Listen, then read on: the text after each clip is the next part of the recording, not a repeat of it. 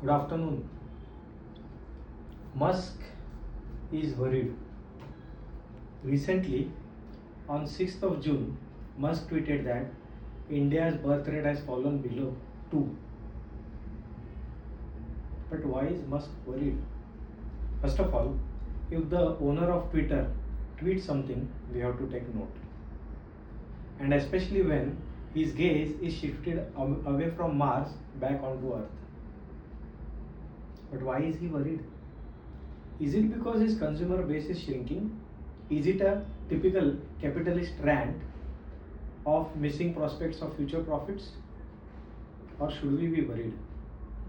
But wait a minute. Recently, about 3 years back, we all celebrated, almost embarrassingly, India being the most populous country of the world. In fact, a German news outlet published a kind of racist cartoon showing Indian railway overcrowded with hordes of people overtaking Chinese bullet train. Keeping the taunts aside, we all knew deep down that this was a reason to be worried.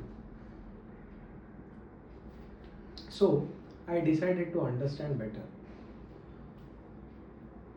First of all, we need to be clear about two concepts. One is fertility rate and another is the replacement fertility rate. Fertility rate is the average number of children a woman will give birth throughout her life.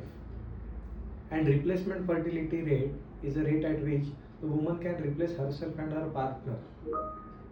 Its value is taken 2.1. It means that if a country's population fertility rate is above 2.1, its population will increase. And if it is below 2.1, its population will gradually decrease. I tried to find the primary source of the data that Elon Musk was sharing, and I found this. As per the sample registration system of India, this data was released on 2024. It was the first time in recorded history that a fertility rate of Indian women has fallen below a value of 2. The problem is more acute for urban population where the fertility rate is just 1.5 compared to the rural population where fertility rate is 2.1. You might ask, so what? Isn't it good for us? However, the answer is not as definite right or wrong. Because as the fertility rate drops, the number of people or population starts declining. And as the population starts decreasing, the average age of the population increases. And as average age of the population increases, there will be more mouths to feed than hands to work. So there will be problems of aging population, job loss, and unemployment. We had been flaunting being a young country, right? Our average age as of today is 29 years, but slowly it is rising, and sooner we will have a population which is aging. We will be losing on our demographic dividend. But why this is happening? There are multiple reasons. An engineer within me could not resist but to draw a fishbone diagram plotting different causes for this particular effect of decreasing fertility rate. Some people say it is happening because of the increased cost of living. When your household maid demands exorbitant amounts for simple household chores, where is the money left for raising up children? Add to this the increasing cost of healthcare and education. Having more children is a bad proposition. If this was true, however, then the poor countries would be underpopulated, but that's not the case. So there is some other reason. Some others say it is due to women empowerment. Today's modern women are educated, financially independent, and are working. They make their own choices. Gone are the days where women were supposed to be staying at home and take care of their families. They are out to work today. They make choices like when to marry, whom to marry, when to have kids, how many kids to have, and so on. and they are deciding against having a lot of kids. But why? Because they are worried who will be raising the kids. Earlier, with joint families and women at home, raising child was never a problem. But nowadays, with nuclear families and working women, raising kids is a big task. So, in this regards, lesser is better. Add to this the complex, the changed outlook of the society towards marriage and relationships. For example, live-in relationships are becoming more common, which were unheard of a few years back.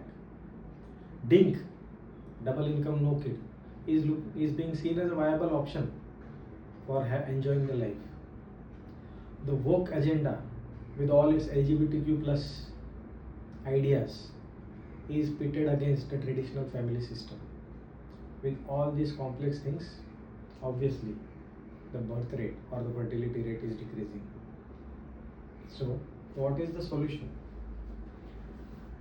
I never thought for such a personal choice as to having kids, government would be of any help. But I was wrong. Government affects us in many ways than we think. Government can promote having more kids by launching some schemes like a Ladki Aayi Yojana. My God, even for enjoying maternity, government has to launch schemes.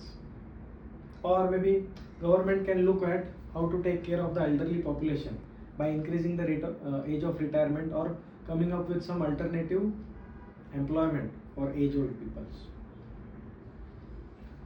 Over and above that, government have to ensure that they keep the woke agenda at bay so that it doesn't become a pandemic. Having said this, not everything can be done at a government level. There are things that we have to do at an individual level.